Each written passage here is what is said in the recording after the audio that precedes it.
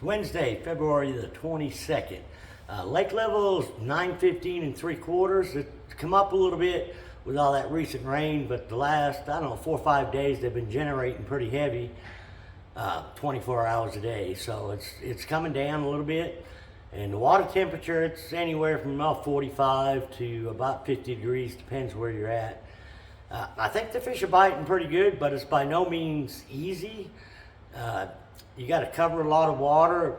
It's kind of hard to cover water and fish slow at the same time, but that's what I've been having to do. I've kind of been fishing all over the lake. I think probably the White River from, say, Baxter to Shell Knob has probably been the most consistent for me. Now, a lot of the baits I'm throwing, I'm throwing Alabama rigs, jerk bait, and a lot of swim baits. I haven't got on a good crankbait bite myself, but I know some of the guides up there in the Kings River and the James where there's some color, and there's even pretty good stain up around Big Creek and Campbell Point from all the recent rain and stuff that we've had. It's by no means dirty, but it's got a nice green tint to it. But as far as the crankbait, I pretty much talk about the rock crawler all the time. There's a lot of other crankbaits that a guy can throw. You can throw wiggle warts, like a Strike King Series 3, and also a good, crankbait to throw this time of year is a shad wrap. Like if you're getting some stained water or black and gold, and you kind of want to look for the transition banks where you want deep water pretty close by, but any place it transitions from chunk rock to gravel, and that's usually where you've got a little bit of a channel swing. I've been throwing it some, but I haven't got on anything consistent with it. I'll catch one, and then I cannot duplicate it as far as the type of rock that I caught it on. So, the crankbait bite for me, along with a bottom bite, I haven't got much of a jig bite, whether it be around docks or on brush piles. Most of the brush piles I'm fishing with a Alabama rig or a swim bait. And a lot of the swim baits, I'm throwing usually on a 1/4 ounce, a big bite, pro swimmer head, and I'm using a lot of shad colors like a money or a flashy gill. Any of the natural colors seem to be working real good, and I'm mixing it up between a 2.8 and a 3.3. On my Alabama rigs, I've got a couple rigged up here so that when I lose one, I've got one all ready to tie. And I've actually been practicing for a tournament. I've got a BFL coming up this weekend, and I've spent quite a bit of time on the water, a few guide trips and practicing for the tournament. And the big fish have kind of been eluding me. I've been catching pretty consistent 13 to 14 pounds a day, and anywhere from 6 to 12 keepers a day. But, they've been pretty much all the same, 2 3/4, occasional 3-pounder, but I have not found the 4 to 6 pounders. And in this past week, there's been guys fishing every day, and matter of fact, my partner and I fished yesterday trying to qualify the World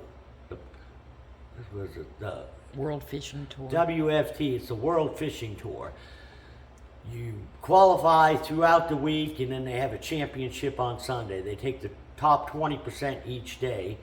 And needless to say, we didn't qualify. We had, 14 and some change. But anyways, each day there's been, 18, some days a couple 20-pound bags. So there's some big fish being caught.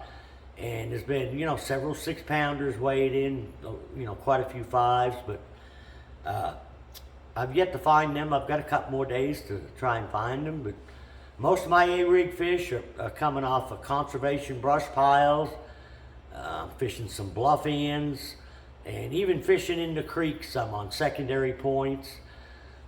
And I'm using my live scope, trying to find fish, some of them over deep trees, and some of them are up over the shallow trees, same places I'm throwing a jerkbait. But the jerkbait, A-rig, and swim bait have been my most consistent baits.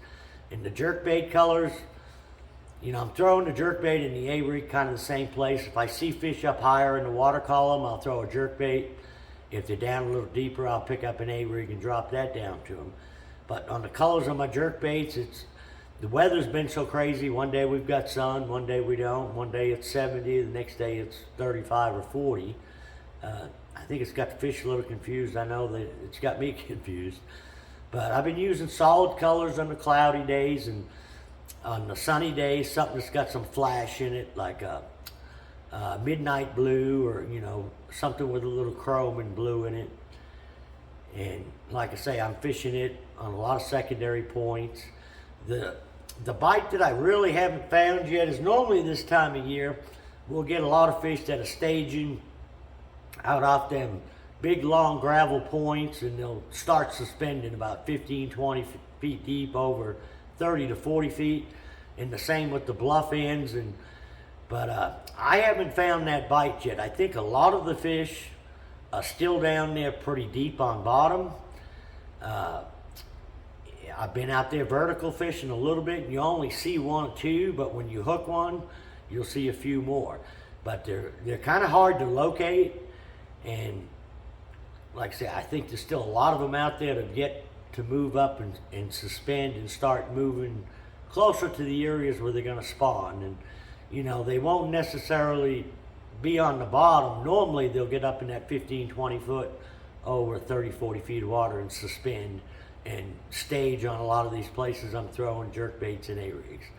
But like I say, I haven't found them fish yet. I don't know whether they haven't moved, but as it gets warmer, we should start to see more and more of that.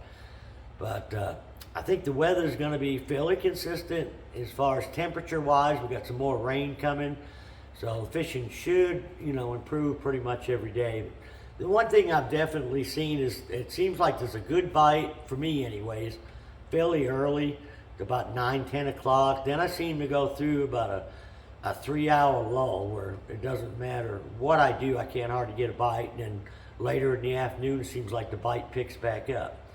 A lot of the areas, pockets, I've found shad.